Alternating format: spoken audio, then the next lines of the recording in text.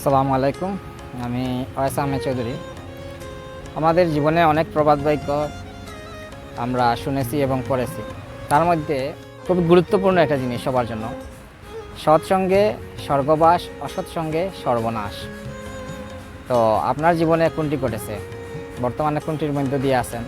যদি আপনার ভালো থাকেন, স্বর্গবাসে থাকেন, তাহলে আপনার জীবনে ব্যাকগ্রাউন্ডে যারা ছিল, যারা এসেছিল আপনার বন্ধুবান্ধব হয়ে, তাদেরকে আপনি স্মরণ করুন, সম্মান করুন এবং তাদের জন্য দোয়া করুন।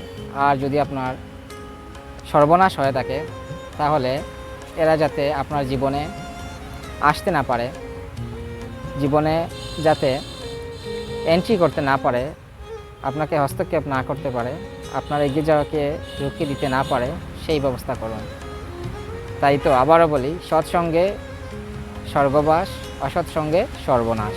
ধন্যবাদ সকলকে। আমাকে লাইক, শেয়ার, কমেন্ট করে পাশে রাখবেন। আর এরকম সুন্দর সুন্দর কথাগুলো আমার কাছ থেকে শুনতে পাবেন। ধন্যবাদ সকলকে। আসসালামু আলাইকুম।